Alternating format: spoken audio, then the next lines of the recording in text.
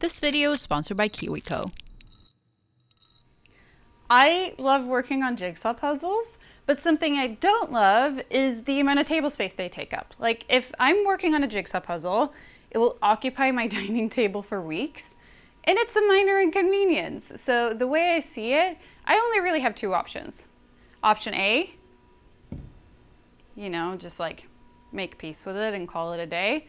Or option B, where I could spend months of work and thousands of dollars in materials and engineering hours to build a custom multi-purpose table that, considering my track record, probably has like a 40% chance of being usable. So obviously I went with option B because, you know me, this is the type of fight that I cannot back away from. So I want to make a table that has two separate tabletops, one that I can have dinner on and one where I can work on jigsaw puzzles. And there are some existing solutions out there for board games, but usually the top surface, you have to remove it and put it off to the side. And I do not like the idea of that for no good reason. But also they tend to have this really tall edge around it, so kind of like a pool table, and I don't want to have to lean over an edge to work on the puzzle. So I started sketching and I thought about what about a table with a tray and some storage solution under it, or a hinged lid or an accordion mechanism. And all of those are really valid solutions, but I was like, no. Let's make it more complicated and over-engineered than that. So I decided to go with tambour. So tambour are these flexible wood panels with fabric on the back. And the first step is cutting down these oak boards to the right length, the right thickness, and the right width.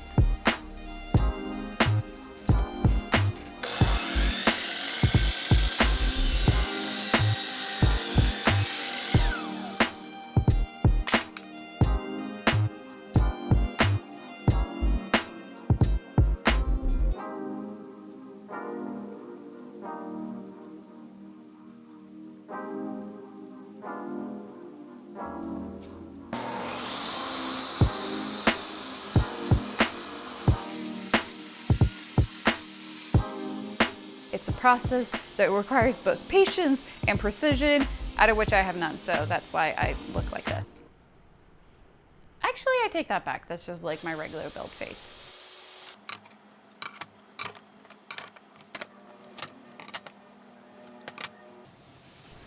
So this will make up the top table surface. And the reason I wanted to make it out of tambour is because it can go around bends. So I can just push this off to the side, it will go in under the table, and that's how I access the other tabletop. At this point in the process, I realized I was way in over my head. So I hit up my team engineer, Stu, who's in the UK, and he helped me figure out all the million ins and outs of this project. Tambour is usually used for cabinets and not as a load-bearing surface. So I'm gonna use these router bits to make sure that the slats can rest on each other and spread the load. First of all, this build montage is completely out of order, but more importantly, what I want you to know is that this step hurt my thumbs so much because I had to do almost 500 router table ops, and I spent an entire day pushing wood up against the router table fence. So my thumbs really deserved some extra love that evening.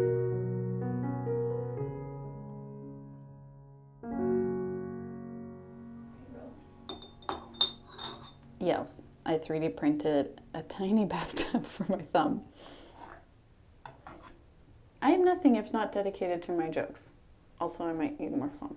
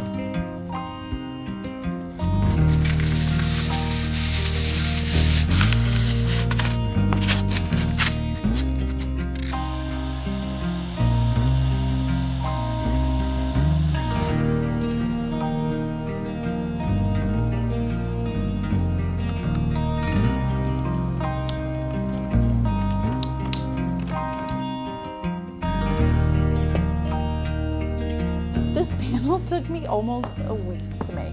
It is also just one of those processes where the stakes get higher and higher the further along you are because you've put so much time into it and you really don't want to mess it up on one of the last steps. But one of the reasons it took such a long time was because of this. So tambour panels are like notorious for getting stuck all the time because any small misalignment between the left and the right side and it will immediately jam. So I was thinking if you had sprockets on each side and they were attached to a hand crank, then that could help ensure that they're always in perfect alignment. Plus, it's so much cooler. If you don't think it's cool now, you'll think it's cool in the end. Just hold out until the end. So I'm gonna make the side pieces of the table, and it's gonna be a 5-step CNC operation, but I have a lot of confidence because I am known for sticking the landing every time. Just like Simone Biles. Simone, same. No difference. Oh, stop! I forgot that I turned off the spindle because I was gonna talk to the camera. That's what I told you, stick the landing every time. So while my beat up ego and I rebuild the jig that I just messed up, let's take a quick break and play with dominoes instead. This video is sponsored by KiwiCo, and today I'm building the Domino Machine Tinker Crate. KiwiCo has a bunch of these really cool hands-on projects that are designed to expose kids to different concepts in STEAM, and they have 8 different subscription lines, all catered to different age groups. The one I'm currently working on is for ages 9 and up, and I don't have any kids of my own, but I have gifted so many different KiwiCo crates to kids that I do know because I believe that small lessons today can lead to big world-changing ideas tomorrow, and also I think that most parents could use a break now and then. You can get your first month of KiwiCo for free. Head to kiwico.com/Simone to check it out. Thanks, KiwiCo. Oh, okay. We're back to where we left off.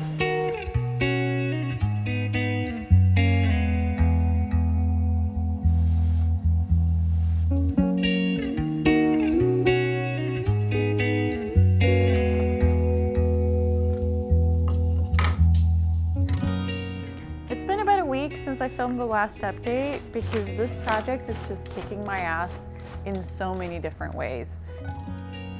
It just has so many different parts that need to be perfectly aligned, and the tambour panel is such an awkward shape and so fragile, which I can relate to because that was me as a teenager, but I'm also just so frustrated with it because every test fitting is so hard. I've just been having like anxious work dreams about this table every night for a week, and I'm really doubting that I'll be able to turn this into like a functional table. There are just so many problems that I need to solve, but I'm gonna keep on tweaking and adjusting it. I'm not giving up yet because I am a woman on a mission to slightly improve her jigsaw puzzle experience, and I will stop at nothing. I wish that was like a movie trailer voice. Yeah, we can do that. This is a story of a woman who will stop at nothing to slightly improve her jigsaw puzzle experience. Not even spending hours trying to fit this bike chain link into the wrong hole, or ruining these sprockets while trying to reduce their radius by 0.5 millimeters. Not even this very cute dog carrying a plastic bag can distract her from her mission. And she will show the world a mechanical table that still doesn't fucking work. So like any sane person, I decided to weld everything in place and hope that that would magically fix everything somehow, and weirdly enough, it kind of did. So next up was making the legs, and Stu told me to burnish the tape, and today I learned that burnish does not mean hit it with a blowtorch. It just means scrape it to make sure you get all the air bubbles out. We live, we learn. This is a really cool work holding technique, by the way, if you ever don't have enough space to put in clamps or screws. You're not required to put it on fire with a blowtorch, though. You can omit that step.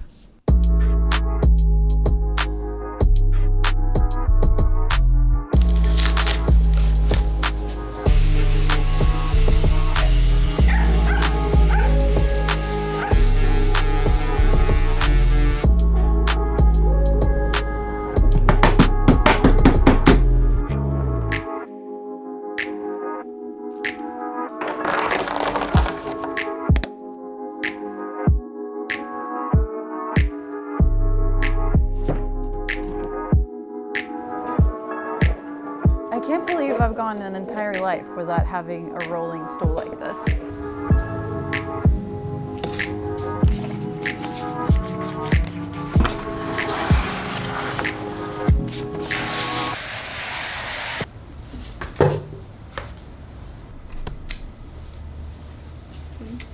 She's like, I help weigh it down. I got 13 pounds. I help. So I was looking online to buy some brass handles for the table to move the tambour and lift the secondary tabletop up and down, but then a very powerful creature took over my body called the Myog. It's also known as the Make Your Own Gnome, and it's like this little voice inside of you that's like, maybe instead of buying handles for $20, you should just get a lathe and make your own handles. So I have a lathe now.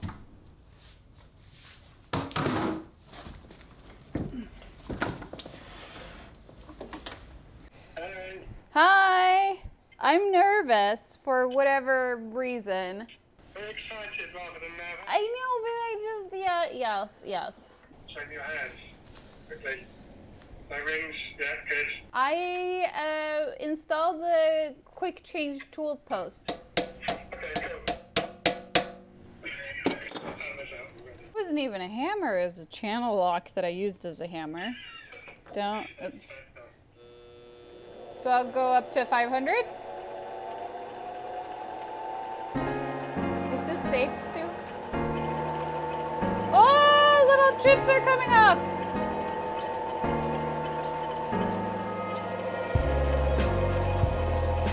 Is it okay that I feel like a fucking wizard?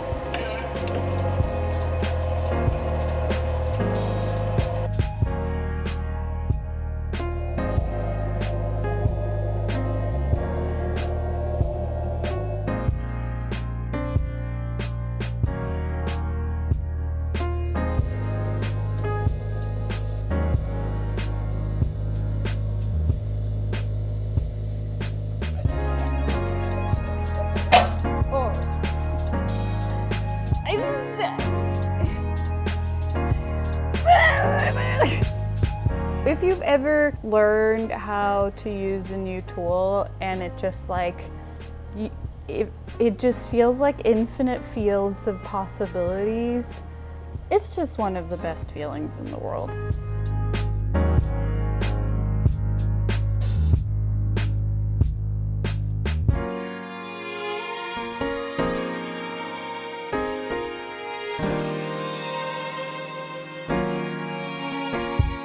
So I was texting with my friends Evan and Caitlin yesterday, and they're gonna come over for dinner tonight. The table is almost ready to a point where I think I could get it done before dinner. It feels a little bit like one of those like arbitrary deadlines that they put into reality shows where they're like, oh my God, it needs to be done before Tuesday. But honestly, I've just been working at this table for the last 2 months, and if that is the extra motivation I need to finish it, then so be it.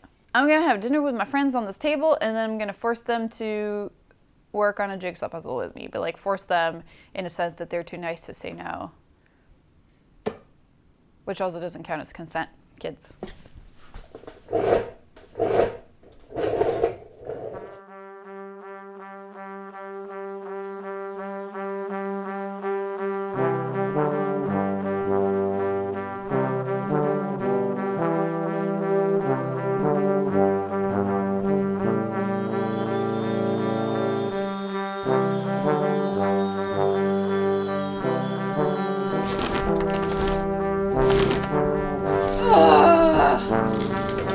I didn't have time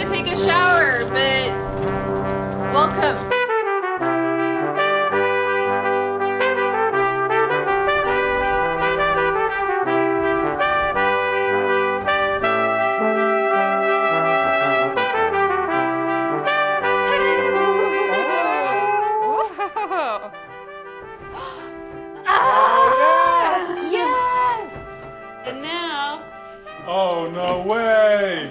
That is so cool! This is so cool! Oh my god, I'm getting an applause!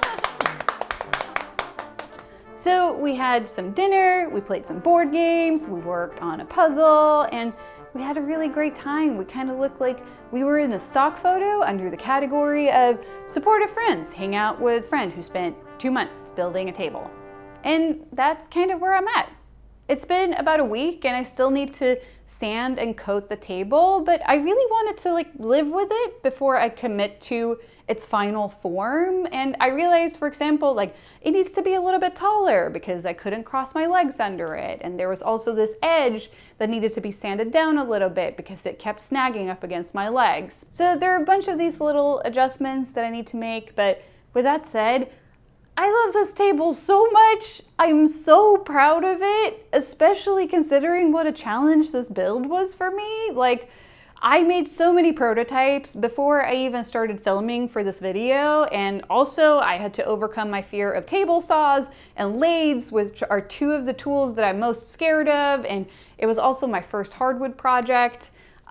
So now I'm gonna take a break and finally work on a jigsaw puzzle.